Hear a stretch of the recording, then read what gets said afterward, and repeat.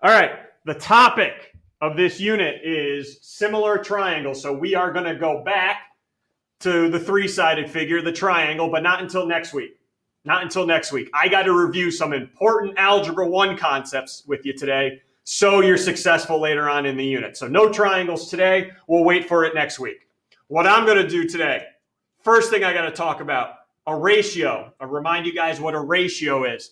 You guys may have not have called it a ratio your whole math career. I'm assuming you've called it a fraction. That's what a fraction is. It's a ratio. All right, so when you guys used to write down 3/4, you guys were writing down a ratio of 3 to 4. That's what you were doing. All right, you can leave it either way. They both mean the same thing, whether you write it as a fraction or whether you write it with these colons here. All right, either way, it's a ratio. Okay, help me set up my first ratio here in this first example. You guys see I got a scale model of a car. That bad boy's 4 inches long. The actual car, that's 15 feet long. Write a ratio, and it can be as a fraction or with the colons, for the length of the model to the length of the actual car. All right, so that's what I want you to write a ratio for. The length of the model first to the length of the car. Now, a lot of you guys see 4 for the model, right? And you see 15 for the length. So you're like, hey, 4 out of 15, or I could write it like this, no big deal. Unfortunately, that's incorrect. Here's why. When you write a ratio, they all have to be in the same units if it's given. If units are given, when you write a ratio or a fraction, they need to be in the same units. So 4 inches over 15 feet, that's not going to work. So what we need to do is first convert one of these units. We need to either go inches to feet or feet to inches. And I've done this problem long enough over the years. I know many of you want to just go feet to inches. All right, so I'm going to turn that 15 feet, or you're going to help me turn that 15 feet into inches. All right, 15 feet. How do I turn it into inches? Well, there's 12 inches in a foot, right? So 12 times 15, 180 inches in 12 feet and 15 feet.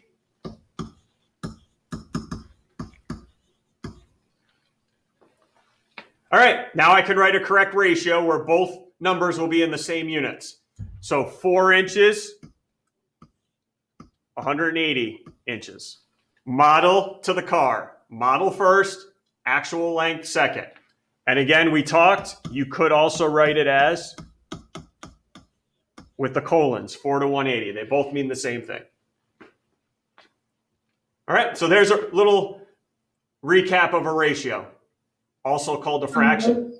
What's that?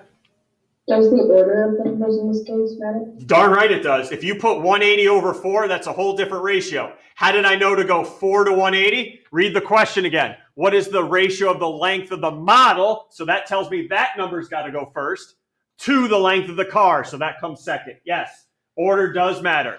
180 to 4, 4 to 180 are two totally different ratios. And it will usually specify what should come first and second, like it did in this problem. Other questions? All right, here's the meat for today. When you set two ratios equal to each other, you get yourself what's called a proportion, and you have dealt with those before. Two ratios equal to each other. Before I get to the actual questions, back in the day, your middle school days, how did you guys solve proportions? When you had two ratios equal and you needed to solve for a variable in one of them. What was the method of solving a proportion? Go ahead.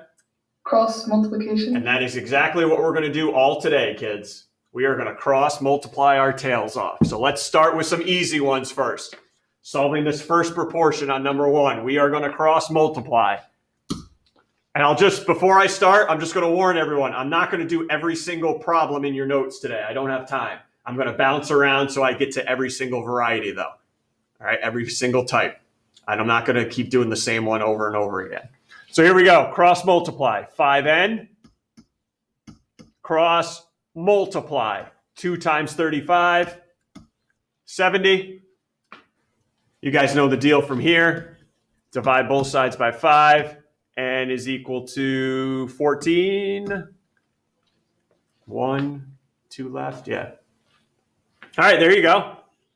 Not too bad, right? Basic, very basic, solving a proportion, cross multiply. All right, number 2. I'm going to go through these pretty quickly because these are just the basic proportions. 3 times x. And I'm going to write this all out. If you guys want to distribute in your head and write it, that's fine with me. This will be 2 times x plus 1. Even at your honors level, common mistake kids make, they forget to distribute all the way through. So remember to distribute the 2 to the positive 1 as well. All right, still a common mistake even at your level. And then move the 2x over, you get x equals 2. Oh, we're having fun, aren't we? Yeah, we are. We're having a good time. All right, one more. Whoa, wait a sec. Time out. Is number 3 even a proportion? I see one ratio on the right-hand side. What about the left? Is that still a ratio? Anybody help me? Is that a ratio? Yes. It's over what, though? 1. There you go. So put it over 1. Don't tell me it's impossible to solve. That's still a ratio. X plus 6 to 1. Now we can cross multiply. 13 equals, oh boy. Now the algebra starts picking up now. Hey, guys, we're picking up the algebra now. X plus 6 times x minus 6. Just letting everyone know, I don't have the time to stop class for 15 to 20 minutes and review how to double distribute or FOIL, depending on what your teacher called it in the past. We don't have time for that. You know where I have time for that? Google Meet, set it up with me. I'll have plenty of time for you to go over any of this stuff. All right, that was done in Algebra 1, but not here in class. Set up a meet with me. X squared minus 6x plus 6x minus 36. Double distribute, FOIL, whatever you called it. All right, let's clean that right side up. The 6x's cancel each other out, and I'm left with minus 36. Remember, we're solving for x. Get the x by itself. Get it by itself, so let's move the 36 over. I'm going to add 36 over. Oh, look what number we get when we add 13 and 36. What a beautiful number, 49 equals x squared. And I know I'm going quick, but this is something that I know has been done not only in Algebra 1, but this year with me, it's been done. Take the square root, yep. Okay, here's where I may lose some of you right now. Here's where I may lose you. You're going to tell me x equals 7, and you're only going to get half credit. Anybody know why? X equals 7, that's only going to give you half credit. It could be -7. When you take this, thank you. When you take the square root of a number, you are left with the positive and negative version. Again, you take the square root of a number, you are left with the positive and negative. And I'm assuming most of your teachers in the past, you guys are familiar with this little symbol here, plus or minus 7. Or if you rather prefer, if you haven't seen that, just write out 7, -7 as your answer.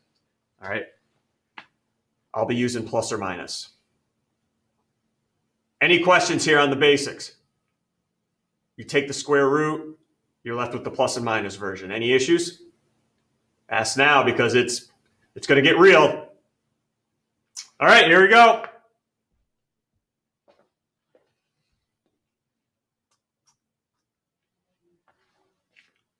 You see it. Here it is.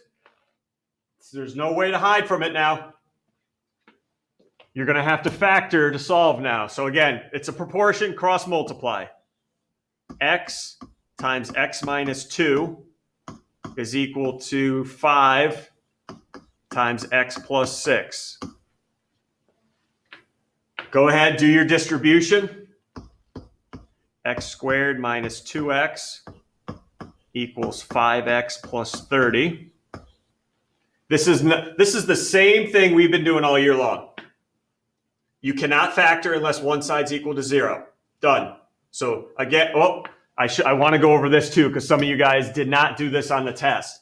When you are setting your equation equal to 0, whatever is with the x squared should be positive. Keep the darn x squared positive. Some of you guys moved it over on the test on me and made it negative, and you didn't know how to factor it. Yeah, I know you don't. All right, so whatever's with the x squared, keep it positive like it is right now. So move the 5x and the 30 over. Whatever's with the x squared, keep the darn thing positive. Because some of you guys are like, oh boy, I don't know how to factor when it's negative. Of course you don't. I don't expect you to. Keep it positive. All right, so I move it over. X squared minus 7x minus 30 is now equal to 0. One side is set equal to 0. All right, here you go, guys. I wish I had more time and more examples, but I don't. But I still feel comfortable based on your results from past tests and quizzes when you've had to factor for me. And if not, just open up, have confidence in yourself, open up to me, email me, and set up a Google Meet so we can factor the snot out of problems. Okay, but we don't have the time to do that now. Two numbers that multiply to negative 30 and add to negative 7. Let's go. If you got it, let me know. Negative 10 and 3. There you go. Negative 10, positive 3. Two numbers that multiply to negative 30 but add to negative 7. And if you guys have a different, like I've seen a lot of you guys do it a different way, you let me know. You do it that way. I see some people on the test doing this little X method. I have no idea what the deal is with that. I've never taught it, but if you guys prefer that way, go ahead. All right. God, I keep doing that. All right, so now I got to get values of x now. X minus 10 equals 0. X plus 3 equals 0. Solve for x. You get 10 and you get negative 3. Today, anyway, there's no reason to reject. There's no diagrams, right? I'm not giving you any diagrams to plug x back into. So there's no reason to reject any of your answers. So you got 2 here, 10 and negative 3. Questions there, because I'm skipping over 2, because 2 is the exact same. I don't need time to multiply to C and add to B. I don't have the time. Any questions on this one? And I should mention, why are we doing this today? Solving proportions, because next week, you guys are going to set up your own proportions based on triangle sides. You're going to set up your own proportions and have to know how to solve them. So that's why. All right, we're doing all this. You guys will set up the proportions next week. I'm actually going to skip over to number 4 right now. Again, 2 and 3 are the same type. Multiply to C, add to B. All right, number 4.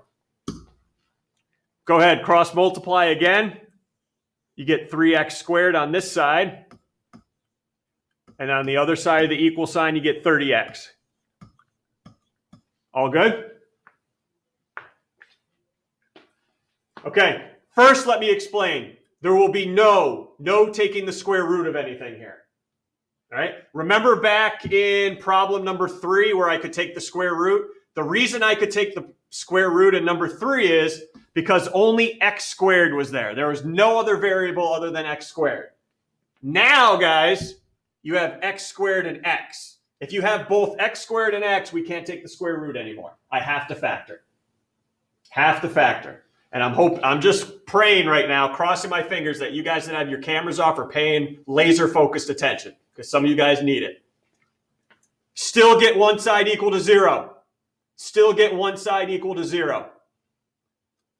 Whatever's with the x squared, keep it positive.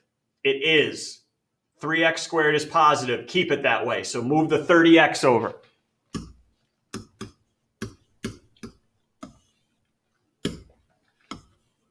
(3x squared minus 30x equals 0.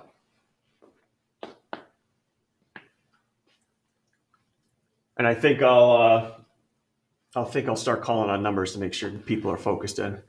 All right. I cannot do multiply to C and add to B anymore. I can't. One is because there is no C value. And the second reason is to do that method, this has to be a 1 in front, and it's a 3. So I can't do that. So yes, we are going to go to a second type of factoring that you learned in Algebra 1. A second type. You can't multiply to C. Go ahead. Why you divide by 3? I'm not there yet. Okay, sorry. All right, I'm not there yet. I can't multiply to C and add to B. So what I'm going to do is, and you guys see here, you got a 3 and a 30. Oh, I think they have something in common, right? You have x squared and x. I think they have something in common.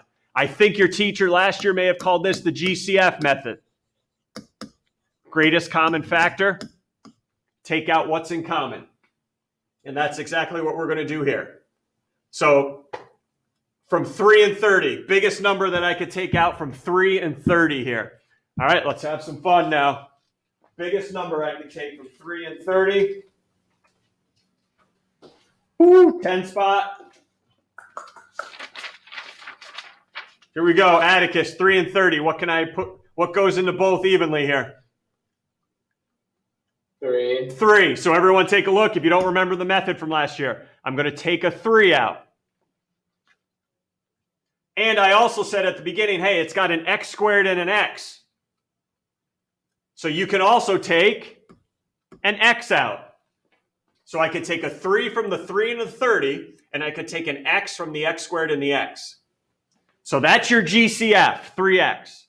Now in parentheses, after you divide each by 3x, what's left over? That's what I have to know. After I divide each of those by 3x, what is left over? And I'll put that in the parentheses. All right, here we go. 2, 4. Emily, going all the way down. Emily, I've already taken the 3 out from 3x squared. I've taken an x out from x squared. What's still left over there, Emily, in that first term?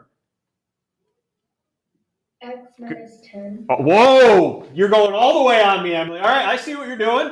Showing off. Okay. You are left with an x there. And does everyone see where she got the 10 from? 3 goes into 30 10 times, and I already took the x out. Nice, Emily. Questions there. GCF method. All right, still need a value of x. So still set that equal to 0. And this doesn't change. I set the GCF I took out equal to 0, so 3x equals 0. And I set what's inside the parentheses equal to 0. That doesn't change. The GCF gets set equal to 0. What's in the parentheses gets set equal to 0. All right, solve for x on both. Solve for x and let me know what your two values of x are in this equation.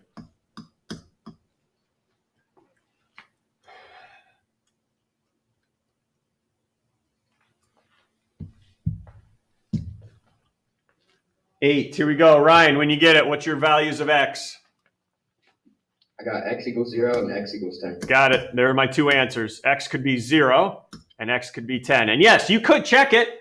Take 0, plug it back in for x, and you'll see both sides are equal to each other. Take 10, plug it back in, both sides are equal. Questions from you guys there. GCF. I'm not going to go into any other methods yet. Okay, and notice I said yet. All right, so multiply to C, add to B, and then this GCF method. That's it for now. What's that? I'm going to use this method if there's something other than a 1 in front of the x. Pretty much. Or if there's two terms only, like the multiply to C and add to B method, I need 3 terms. I need what's called a trinomial. I need 3 terms to do that. So this right off the bat, I only see 2 terms, so I got to do it a little bit differently. And yes, you'll probably see a number out in front. Everyone good? But couldn't you like minus 30x onto like the 3x squared side, and then like the third number is 0, and you can just do something that multiplies to 0 and adds to negative 30, and you would get the same answers? But tell me 2 numbers that multiply to 0 and add to negative 30. Negative 30 and 0. Let's see. Does that work?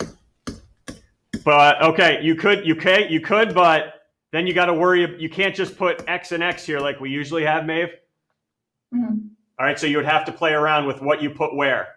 See, that's the problem doing that. Well, you divide by 3 first, so you'd get x squared and minus 10x. And I thought we were doing that, so I did that, and I got the same answers.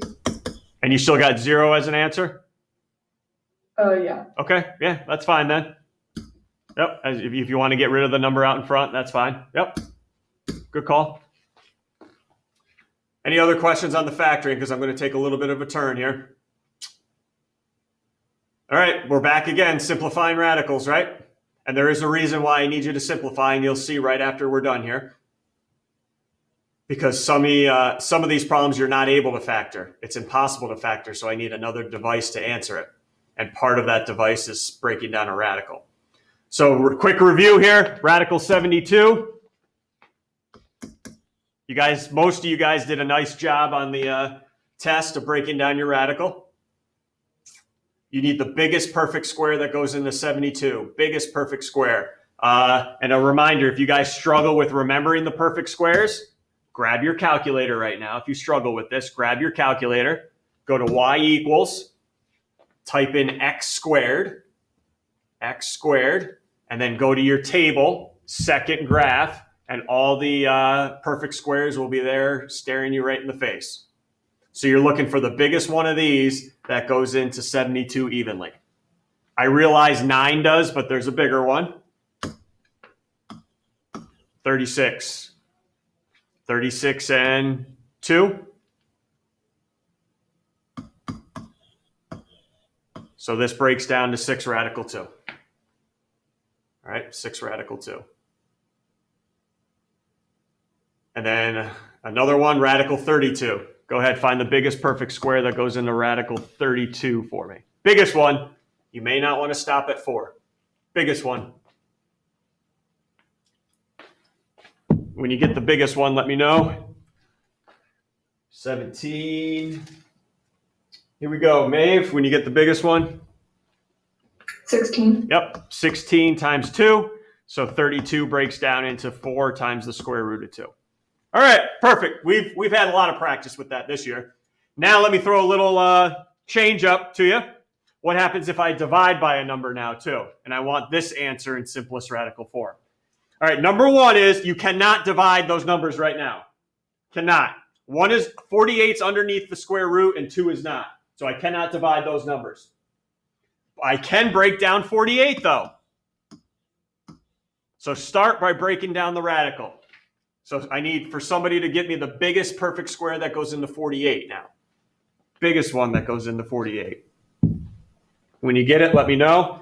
7, here we go. Sinjin, when you get it, let me know. Biggest one that goes into 48. 4 radical 3. Where'd the 4 come from? The square root is 16. There we go. 3. 16 times 3, everyone. And then what Sinjin just said here, that's 4 radical 3 over 2. Now you can divide, right? Now I can divide because now I have the 4 and the 2 on the outside. And neither one of them are over a radical, so I can break that down into even further, 2 square root of 3. Boom! Wait a minute, how did you get that last 2? Right here. Oh, you divided the 4 by 2. Right, I simplified 4 over 2. Okay? All right, 1 doesn't make you great. One more here, number 4. Cannot do 150 divided by 5 because that bad boy is underneath a radical. But you can break down 150. And then maybe we can do some simplifying at the end. So everyone go ahead. Biggest perfect square that goes into a $1.50. Sorry, how do you say when you put the squares in the calculator? Okay, you go to the y equals screen. If you want to know your perfect squares, you do x squared and y1, and then you hit second graph to get to your table of values. And then in your y column are all the perfect squares. All you're doing, Sophia, is just squaring a number. If you square it, I'm just trying to figure out how to enter a variable. It's been a while since I've used it. right next to alpha under mode, you got your X button. There. Yep, and then squared is to the left of the comma. Or you could go to the caret button and type a 2 in, either way. All right, do we have enough time here to find the biggest perfect square that goes into 150? Biggest perfect square that goes into 150. 5, here we go. Hayden, biggest perfect square into 150.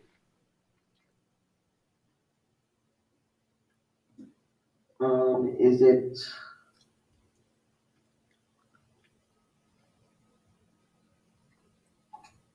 Oh, I'm sorry. It's all right. How do you do that thing with like the graph? I'm trying to follow along, but it keeps giving me a syntax error. Y equals. Make sure, and also make sure you have nothing else in your Y equals, like Y2, 3, 4, 5, 6. Make sure nothing's typed into there. So Y1, you type in X squared. And then you go to your table by hitting second graph. You don't have to, I don't want it graphed. There's no reason I'd graph it. I just want the table.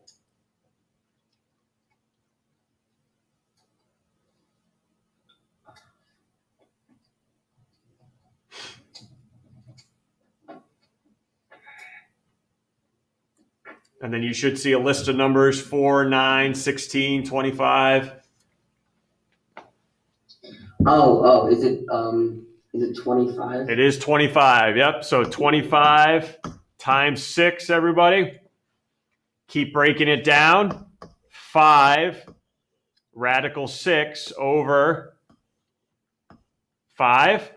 And does everyone see what we can simplify now?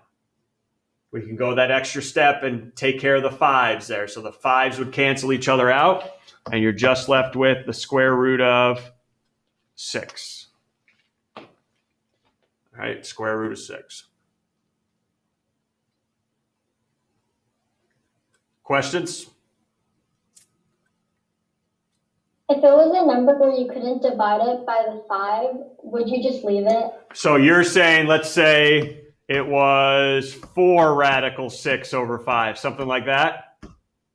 Yeah. Done. Yeah, we're done. Can't go any further. Okay, cannot go any further. Yep. But let's say, let me make this a little trick. Let's say I had 4 radical 6 over 8 now. I would expect you guys to break that down into radical 6 over 2, because 4 over 8 reduces down to 1/2. Okay, so reduce if possible. If not, leave it. Good questions. Anything else here?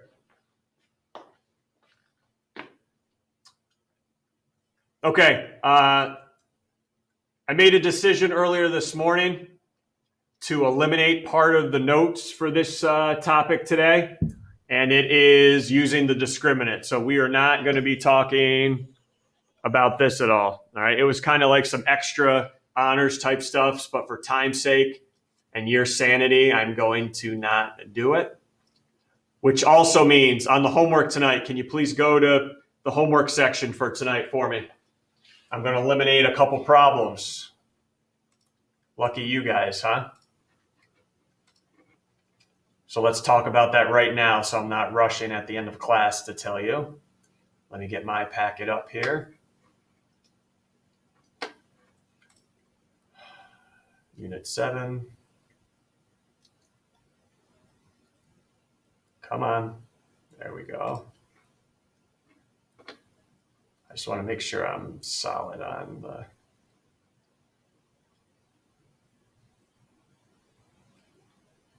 All right, please do not do questions 5 through 8 tonight. All right, using the discriminant. We're not going to cover that this year. Okay, 5 through 8, you can cross it out. Everything else, though, fair game, kids. All right? Okay, so we're not going to do examples 1 and 2. We're going to get right to it. Sometimes, going back to our examples where we factored today, sometimes it's not possible to factor. No matter how good you are at factoring, you are not going to be able to factor it. But I still want values of x. What's x equal to? So if I can't factor it, but I still have to answer it, I have this device that you probably used last year called the quadratic formula. Right? Quadratic formula can be used to find the answers as well. Good news, I will give you this formula on any test or quiz that we take. Okay, any test or quiz that we take, I will give you this formula. You do not need to memorize it. So let's get a little practice using this formula correctly. Use the quadratic formula to find, all right, new word here, roots, also known as answers. Solutions. Solve for x. Okay, use the quadratic formula to find these roots. And here's why. I do want to go over, here's why I need the quadratic formula here. You can't factor it. You guys can think in your head right now, two numbers that multiply to -1 but add to 2, we're going to be here a while. There's no way you're going to be able to find those numbers that multiply to -1 and add to 2. So it cannot be factored, so I have to use the quadratic formula. All right, make sure that calculator's fired up. In the quadratic formula, in your notes, you see it has an A, a B, and a C in the formula. Where do I get those values from? Here we go. The A value is always the number in front of the squared term. So there is no number there, but we know there is a 1 lurking there, number 1. The B value is the number in front of the X term, just the X, which we see is +2. And then we see a C value, which is the number without a variable. All right, that's the number without a variable. In this case, -1. Questions on where to find A, B, and C? Cannot find A, B, and C until it's equal to 0. All right, just a heads up there. Cannot find A, B, and C unless it's equal to 0. All right, now it's plug. Plug it in now. Let's plug it into the formula. So just let me rewrite the formula myself here. You don't have to, but -b plus or minus square root b squared minus 4ac. Common mistake, it is all over 2a. Some kids just put it over the radical, all over 2a. All right, here we go. Woo! X equals, my b value was 2, but it says -b. So I'm going to go -2 plus or minus. I'm going to do my radical. But I am not going to plug anything in. Watch what I'm about to do. Guys, I see every year so many kids make mistakes when they plug in for B, A, and C underneath the radical. So many mistakes. So I'm going to show you a foolproof method that will never have you have a mistake using your calculator. All right, and I haven't done this since day 1 that we met each other. You guys remember, make sure you have a clean screen, please. You guys have what's called a store button to the left of the 1. You have a store button there. Okay, we are going to plug in A, B, and C into your calculator. So the A value was 1. So watch. Hit your 1 button, store to the left, in for A, alpha math. Store it in for A. Done. Where's the store button? To the left of 1, STO with an arrow pointing to the right. Your B value was 2. 2.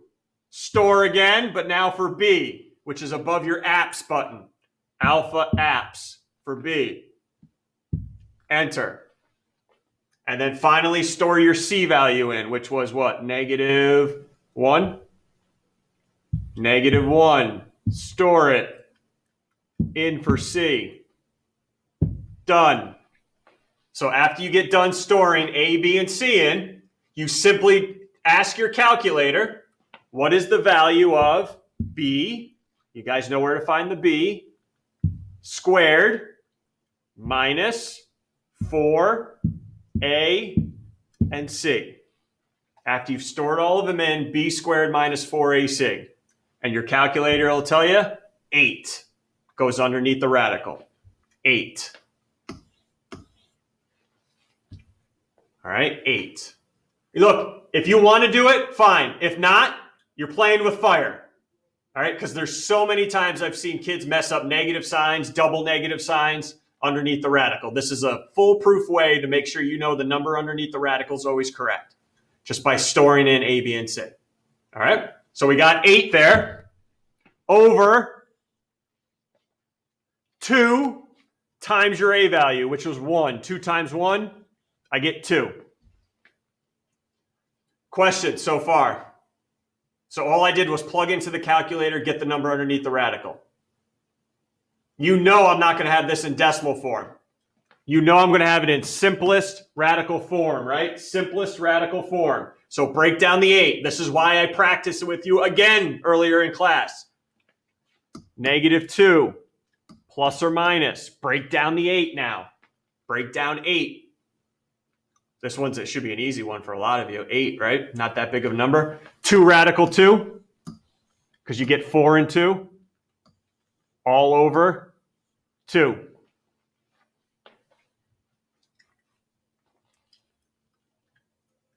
All right, we're going to keep going, though, because you can still simplify this. One more step, and we're calling it a day here. All right. First, to the left of the plus or minus sign. Does everybody see you have negative 2 over 2? To the left of the plus or minus sign, you have negative 2 over 2. What's that reduced down to? Go ahead, negative 2 over 2. -1. Negative 1. That's to the left of the plus or minus sign. Now go to the right of the plus or minus sign. What do you think I can do here? What's going to cancel out here?